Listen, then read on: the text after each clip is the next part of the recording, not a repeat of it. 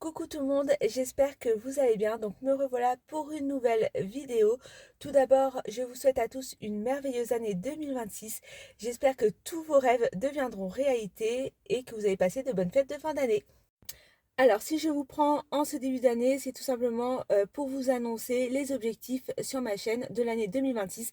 Et ça commence déjà par un constat assez négatif. J'ai grossi. Voilà, je suis partie quelque temps dans le Périgord. Je vais pas passer par quatre chemins. Je vais aller direct droit au but. J'en ai très bien profité du canard confit, des pommes de terre, des frites. Mes habitudes alimentaires ont un petit peu changé ces quelques derniers temps.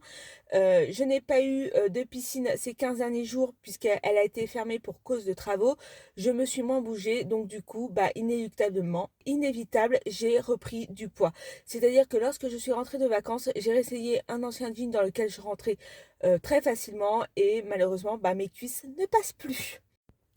Alors, pour être tout à fait transparente avec vous, ce n'est pas forcément un échec, puisque juste avant de partir justement en vacances, je me suis rendue à H&M et je m'étais dit, bon Charlotte, ça fait 2 ans que tu pratiques la chrononutrition à peu près, c'est normal de reprendre du poids. J'avais essayé un pantalon en taille 40, il était trop grand, un pantalon en taille 38, il était trop grand, et du coup, j'ai pris le 36, donc j'étais super contente de rentrer dans du 36, sachant que je vous précise, je suis pas très grande, je fais 1m61, mais pour moi, il y a quelques années de cela, ça aurait été quelque chose de complètement impossible. Donc juste avant de partir dans le Périgord noir, j'étais super méga fière de ma silhouette. J'étais super méga contente de moi, de tout ce que j'avais pu entreprendre et faire à ce niveau-là. Et en fait, ce qui s'est passé, c'est que dans le Périgord noir, je me suis un petit peu lâchée, j'en ai profité. J'ai changé complètement mes habitudes, comme je vous l'ai dit, j'ai beaucoup moins bougé. Et notamment, par exemple, j'ai mangé des frites à peu près tous les jours, chose que je ne fais jamais, au grand jamais. Bien que ce soit autorisé dans la chrononutrition, vous avez le droit, vous pouvez manger des frites tous les jours. Sauf que là, du coup, vu que j'avais remarqué que dans les restos, c'était que des frites maison, que j'adore ça, c'est vrai que je me suis un peu lâchée. J'ai pris des desserts, etc. Donc, ce qui a fait que en rentrant, je ne rentre plus dans mes jeans.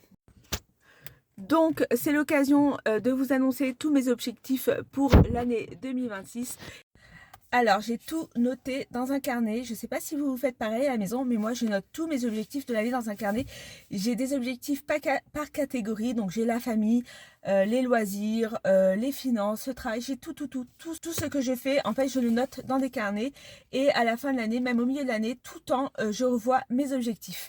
Tous les objectifs que j'ai notés et tout ce que je compte faire pour redevenir la personne que j'étais avant de partir dans le Périgord noir.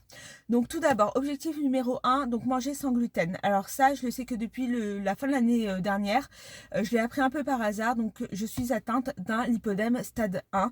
Le professionnel m'avait demandé de supprimer tout le gluten. Donc je ne l'ai pas fait encore, même si c'est en cours. Donc pour l'année 2026, mon objectif numéro 1 va être de manger sans gluten. Deuxième objectif, donc aller 3 fois par semaine à la salle de sport. Alors ça c'est déjà fait, dès que je suis rentrée là, je me suis inscrite dans une salle de sport parce que je suis inscrite dans une piscine privée.